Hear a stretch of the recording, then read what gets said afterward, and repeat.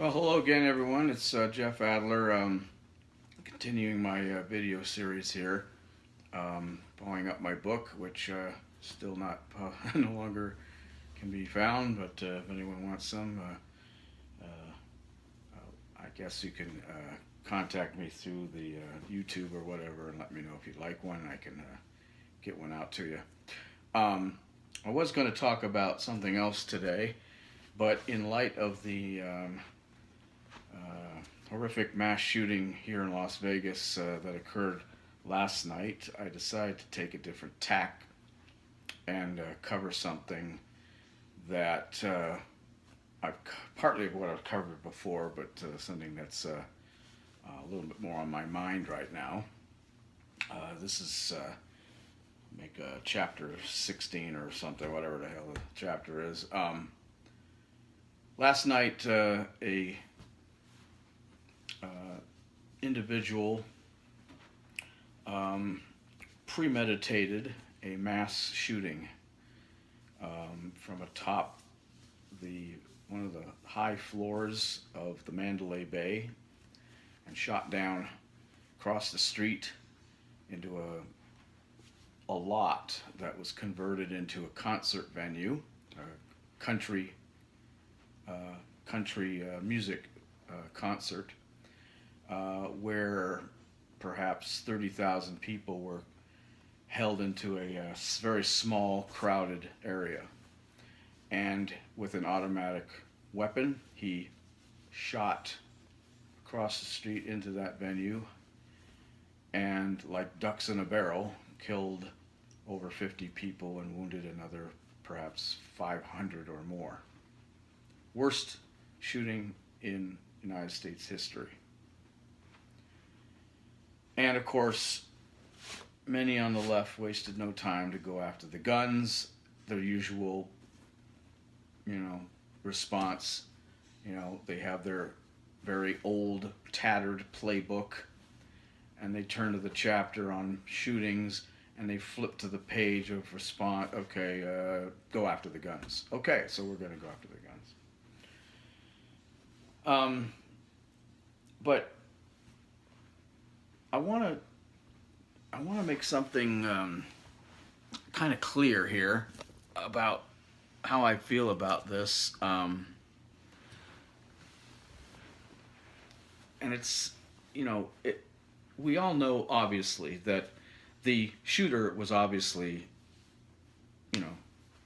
had psychological issues, and that this was something that was brewing. As far as I know, most people do not live a normal life one day, and the next day they decide to acquire an automatic rifle and shoot hundreds and hundreds and hundreds of people. That's just not the way it works. So this was premeditated, obviously, and this was a bomb ready to go off, psychologically speaking. This guy's father apparently was a psychopathic bank robber who had been on the FBI most wanted list for 8 years or something like that. But this is not a genetic thing. It may not even be something that's taught. You can't teach crazy. You either are or you're not. But whatever the reason,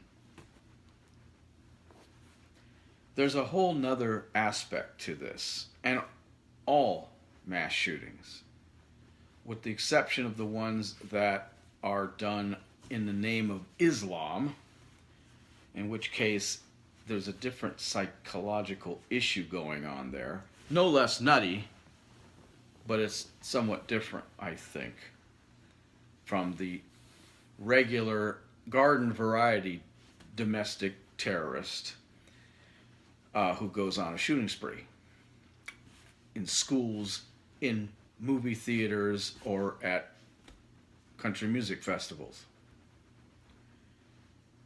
And as you know, if anyone knows me well enough, or by these videos knows me well enough now, I don't believe in coincidences. I never have. In fact, I don't think there are any such things as coincidences. And that's not to say I necessarily believe that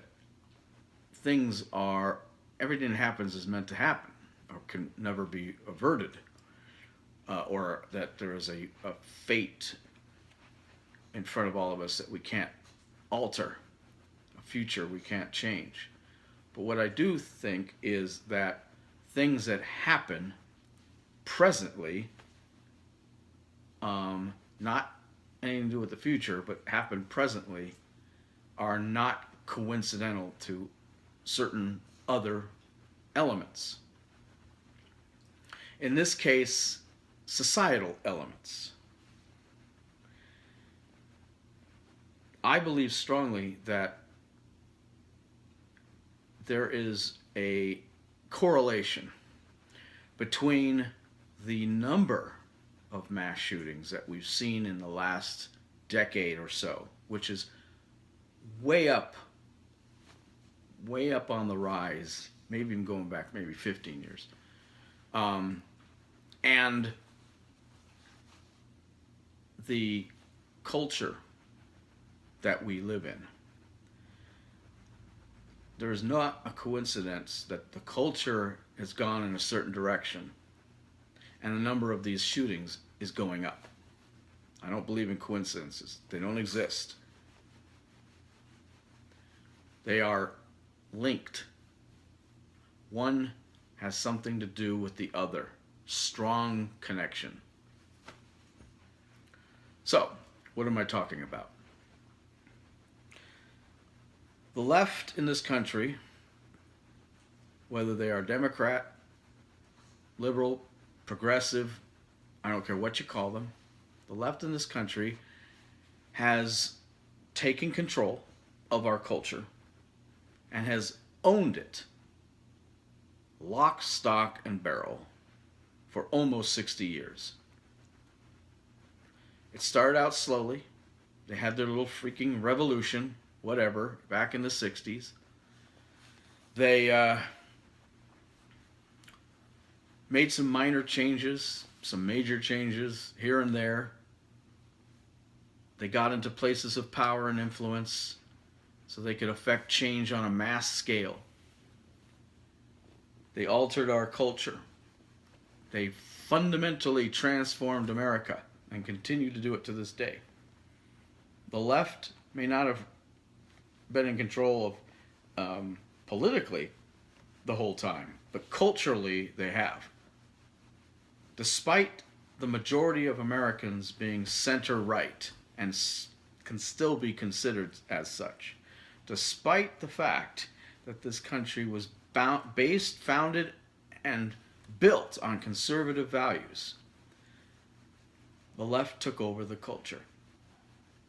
Now that to me was, from the outside, that would sound like a very unnatural thing, and it is. Every time the left runs the culture, very unnatural things occur. But there's no doubt in my mind that they own the culture. The culture moves left on a regular daily basis. We talked about the slippery slope in a previous video and how they use certain tactics to bring us to the left, oftentimes without us knowing. And then we wake up and go, how the hell did we get here? We've talked about the mentality and the typical alignment politically of mass shooters and assassins in the past, where a majority of them tend to be left-wing, if they're anything, and very few have been right-wing. And we've talked about the history of the Democrat Party and how they changed the tactics after losing every other battle into making everybody believe that basically everything that's wrong in this country is the fault of the Republicans, especially the big things like racism and the like. And nothing could be farther from the truth. But as we know, and as I've said, you tell a lie often enough, it becomes the truth. Well, one of the things that we've seen over the last 60 some years in this left leaning, left directional culture of ours is that there is a more and more evidence that the left has taken over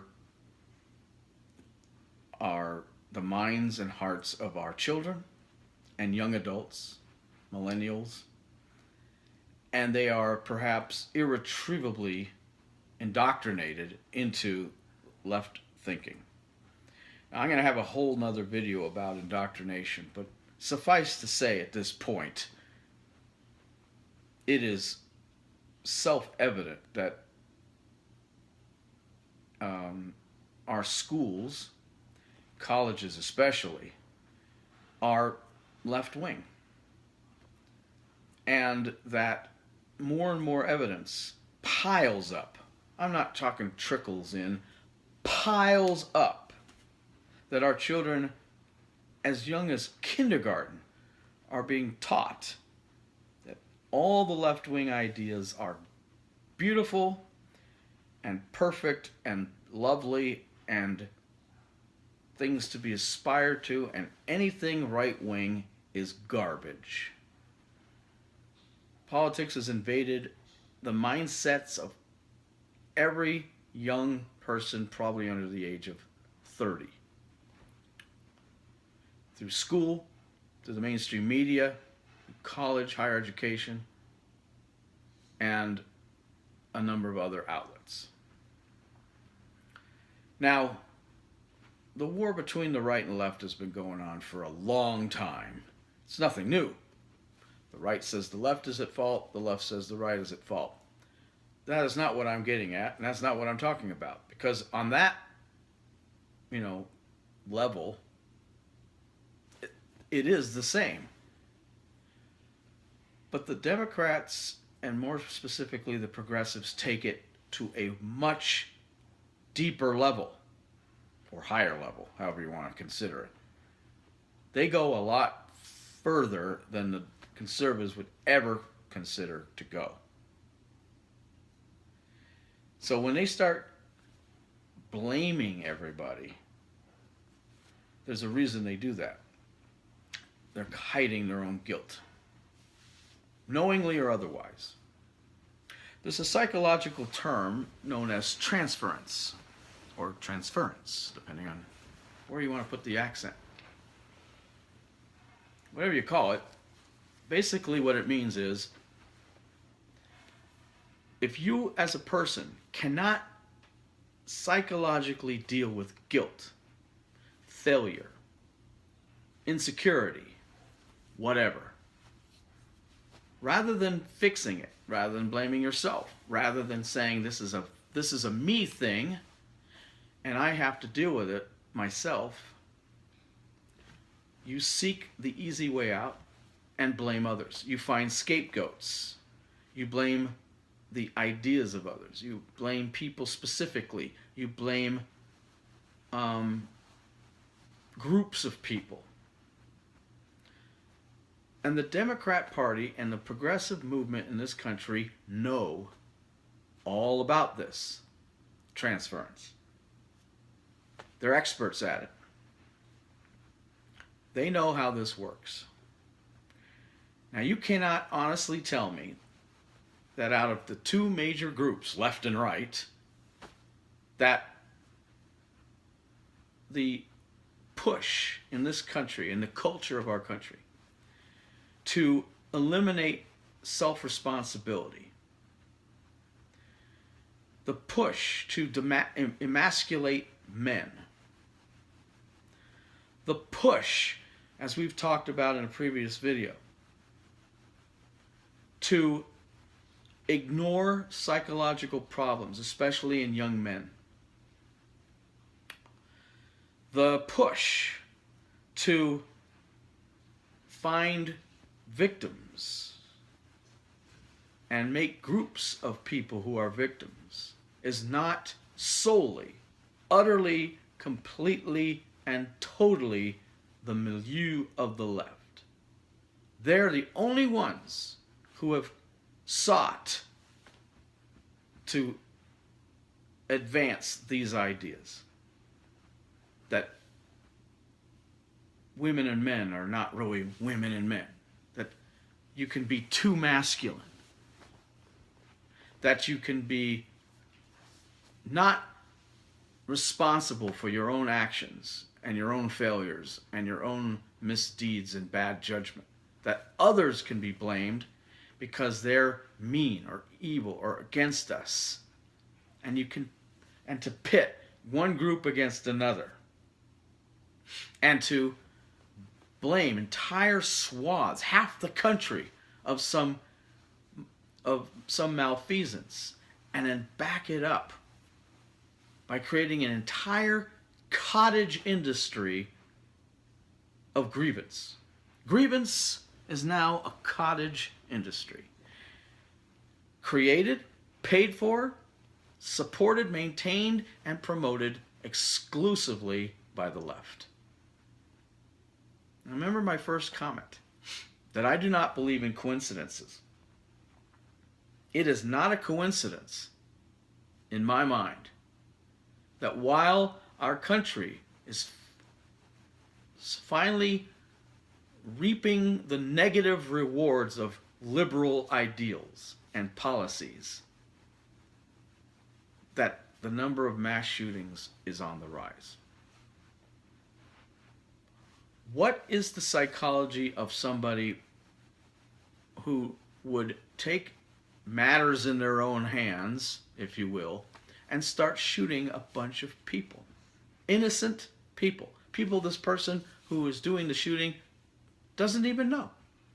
From Adam. No idea. Don't even know who he's shooting at. Just people random.